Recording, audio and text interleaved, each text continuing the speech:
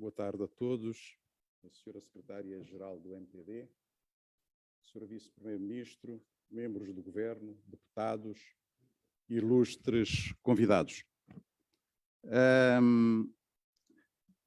Como o meu querido amigo Dr. Olavo Correia, Vice-Primeiro-Ministro, gosta de desafios, eu hoje vou tentar aqui apresentar algumas coisas desafiantes do ponto de vista daquilo que é as transformações emergentes e quais são os caminhos a percorrer neste futuro incerto para alguns, mas com muitas certezas para outros que já estão a viabilizar as suas carteiras de investimentos e a ganhar muito dinheiro com essa transição.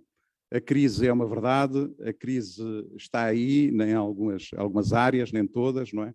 Mas é nas crises que há oportunidades e é sobre isso que eu vou tentar hoje falar e mostrar-vos que o setor privado tem muito para fazer e que a conjugação entre o setor privado e o setor público pode transformar um país e pode trazer aos players do mercado vantagens competitivas e para o desenvolvimento. Quer passar a então eu vou ficar aqui. Eu não gostei de ficar de costas para Pode ir mudando, tá bom?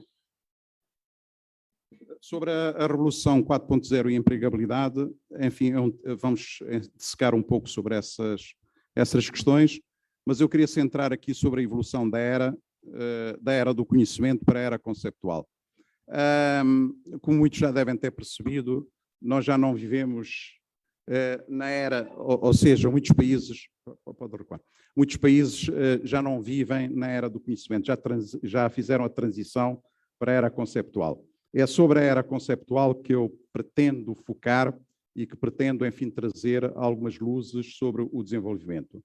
A era do conhecimento é aquilo que nós estamos a vivenciar em Cabo Verde ainda, mas em países desenvolvidos como os Estados da América, o Japão, a Alemanha e em algumas partes da China, já se vivencia efetivamente a era conceptual, que é uma era de grande transformação e é aqui que residem realmente as incertezas e sempre que há uma mudança da era, há grandes incertezas que pairam, enfim, nos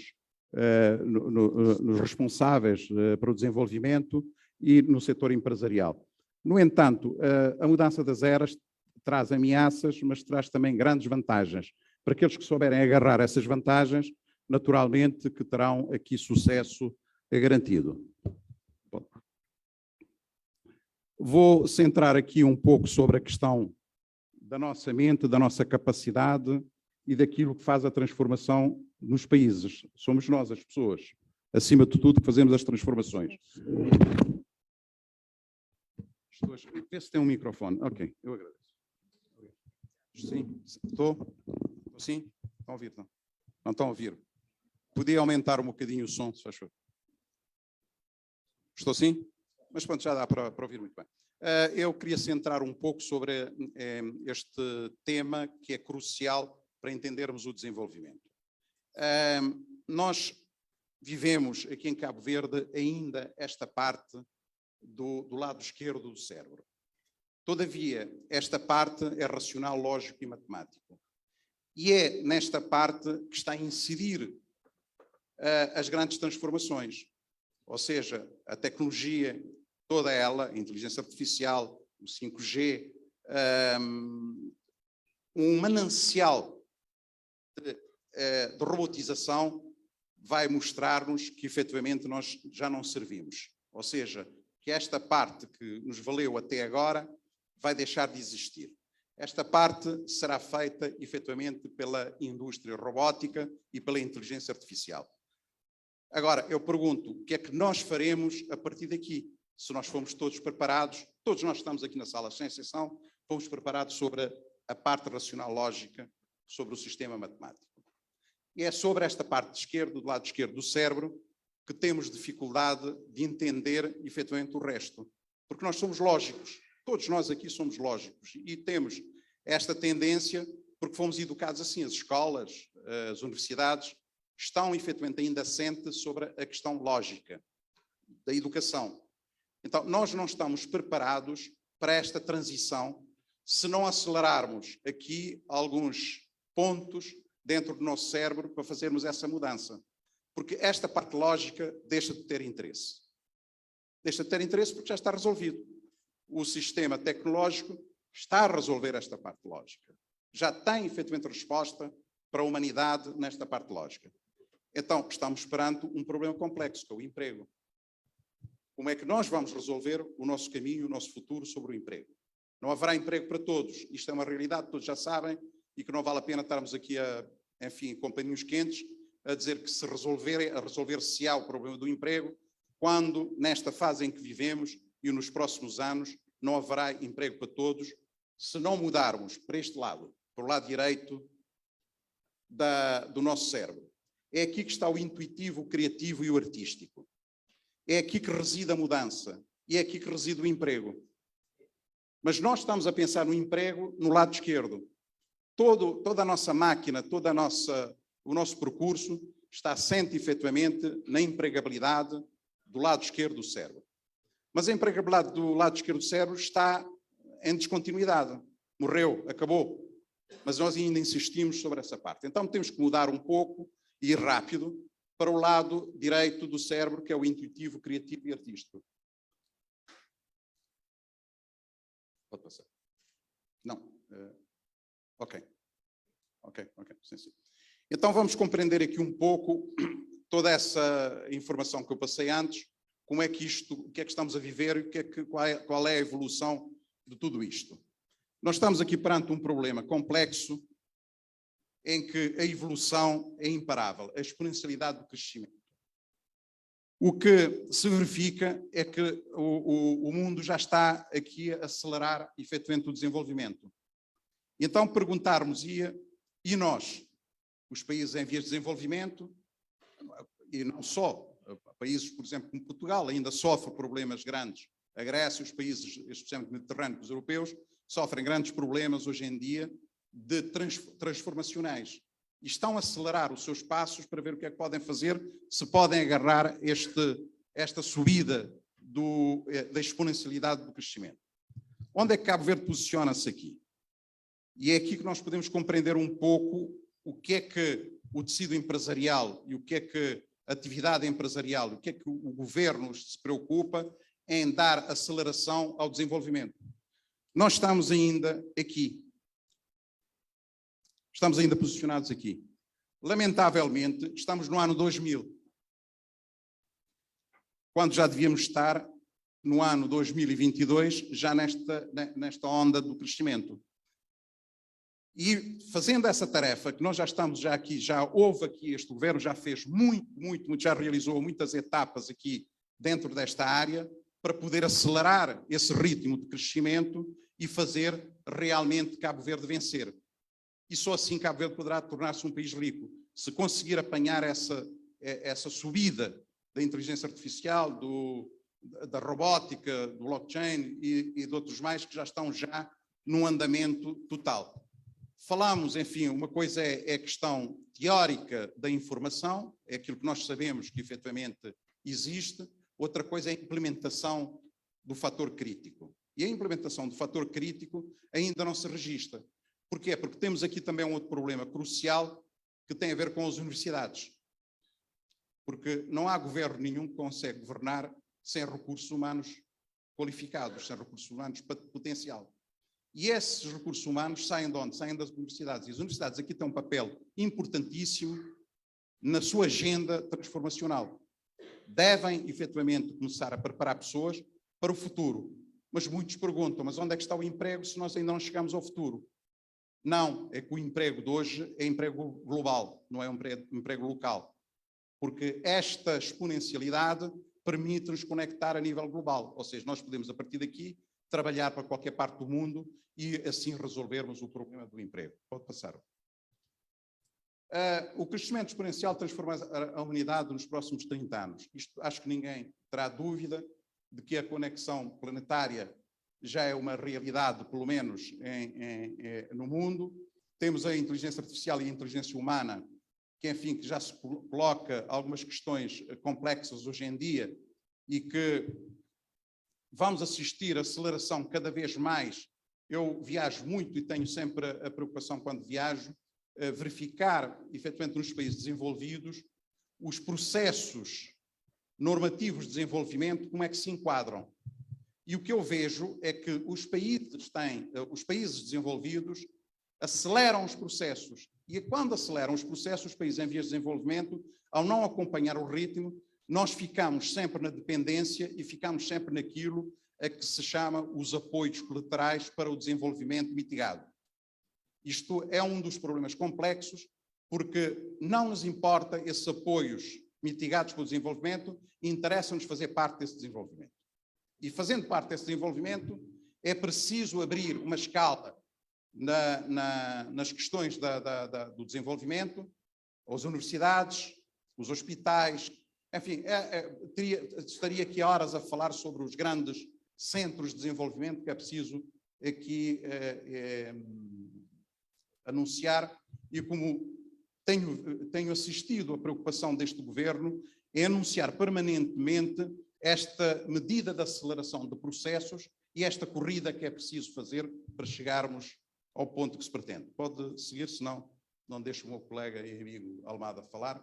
Isto é a cadeia daquilo que é transformacional. E é este que é o desafio. Este é o desafio central. Eu pego aqui só num ponto para vos mostrar que o mundo está em mudança e que só ainda não aconteceu certas coisas, porque o sistema político mundial ainda não tomou essa decisão por causa das crises sociais que isso pode provocar. Então vão introduzindo paulatinamente as transformações para poder efetivamente chegar ao processo. Vamos pegar aqui só nos veículos autónomos, para poder um pouco compreender isto. Já existem, eu acho que todos nós sabemos aqui que já existem veículos autónomos.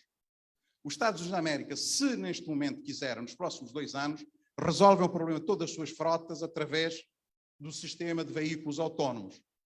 Levaria para desemprego mais de 1 milhão de motoristas de caminhões. Não temos, enfim, uma ideia do que é que está em causa, mas também teríamos, encerravam milhares e milhares de escolas de condução, haveria motoristas que iam para o desemprego, enfim, haveria um processo em cadeia de rupturas na sociedade. Então, por isso é que os veículos autónomos já existem, mas ainda não tomaram o seu processo de andamento. Mas vai entrar, e vai ser breve.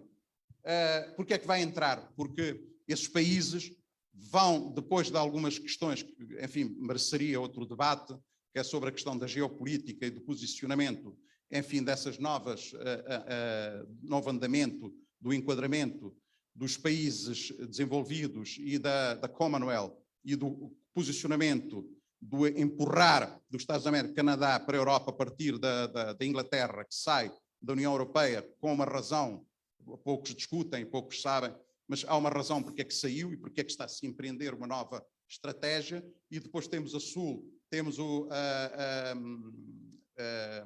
temos os países Commonwealth, como a África do Sul, como a Austrália, a Nova Zelândia, que estão lá por baixo para empurrar, e depois temos um parceiro especial, que será o Japão lá em cima, para fazer depois a compressão.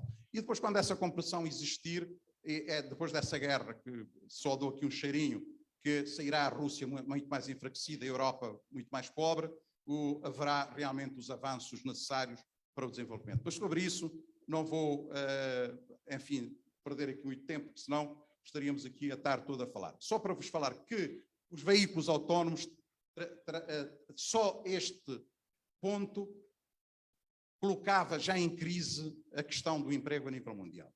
E então é preciso ainda reter isto para depois fazer avançar o resto. Os impactos. Os impactos são sempre grandes. Quer dizer, não há nada que é transformacional. E quando há uma mudança da era, que seja leve, ou que seja como aquelas ondas que às vezes vamos ao mar e não podemos entrar na água. Os impactos são grandes e podemos morrer. Não é? Então temos que esperar aqui, ou estudar a engenharia de como é que nós podemos superar esses impactos. O aumento do desemprego pelo impacto da inteligência artificial em 50% dos países desenvolvidos e 77% na China, caso não sejam criadas novas profissões. Então dá para entender como é que o setor privado está aqui, não é?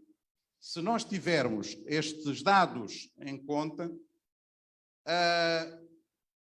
há uma revolta social insustentável.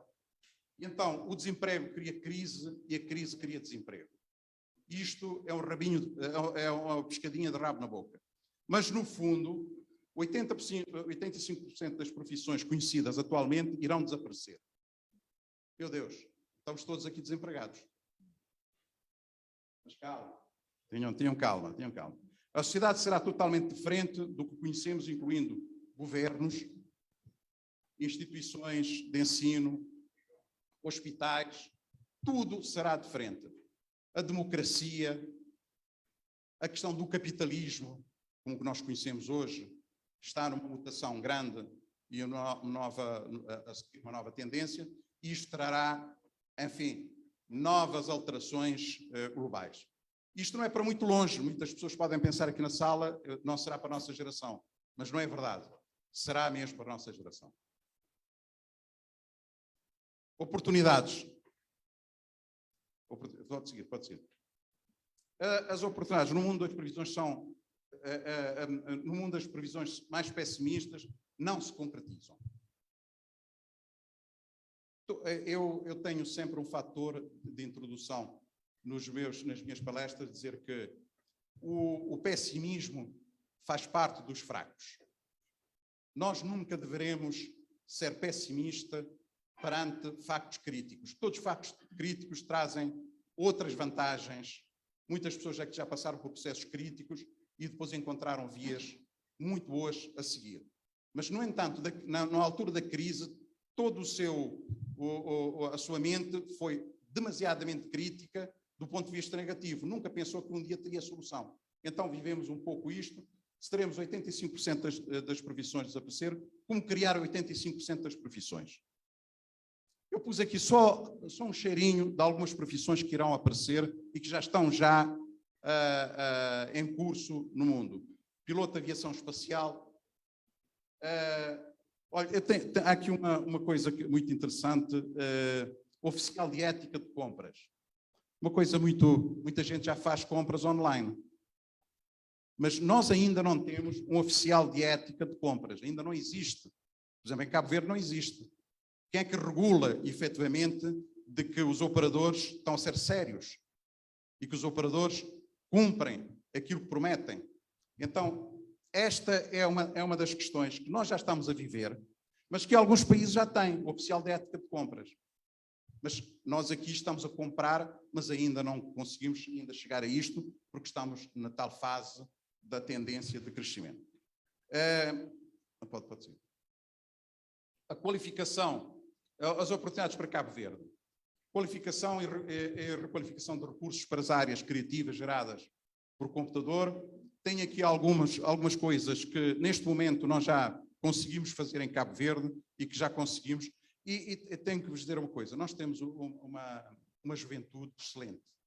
Temos uma juventude cheia de capacidade e uma juventude que já está conectada a nível global. A minha geração não está preparada, mas essa nova geração estão preparados. Às vezes os pais estão preocupados, os filhos estão dentro do quarto, começam a ter um novo tipo de vida, uma nova abordagem e não entendem muitas vezes o que é que eles estão a fazer. Eles estão conectados ao mundo e estão a desenvolver coisas que aqueles que não estão nas coisas menos boas, não é? Infelizmente também existe, mas estão conectados com o mundo e estão à procura de novas oportunidades. Alteração das iniciativas de ensino para as áreas tecnológicas de vanguarda, enfim, temos aqui muita coisa, criação de laboratórios para formação, enfim, e outras mais. Isto para vos agradecer e dizer-vos o seguinte: o mundo que temos hoje é um mundo de esperança. Sr. Vice-Primeiro-Ministro, este mundo é um mundo belo e é um mundo que nos oferece oportunidades. E eu estou convencido que o setor privado irá aproveitar, o setor privado cabo-verdiano, e saberá aproveitar essas grandes oportunidades e daremos um novo elan a esta pequena terra, que poderá ser grande a partir daquela questão da exponencialidade do crescimento. Se assim for, nós venceremos. Os governos não são, enfim, responsáveis por tudo o que acontece do ponto de vista de desenvolvimento. Nós todos somos responsáveis para adquirirmos mais conhecimento, implementarmos novas normas, acionarmos novos mecanismos e termos relações fora de fronteiras para podermos abrir a nossa mente. Isto é o que eu posso vos dizer do ponto de vista do setor privado e agradecer a vossa atenção e pedir-vos desculpa se alonguei um pouco mais. Muito obrigado.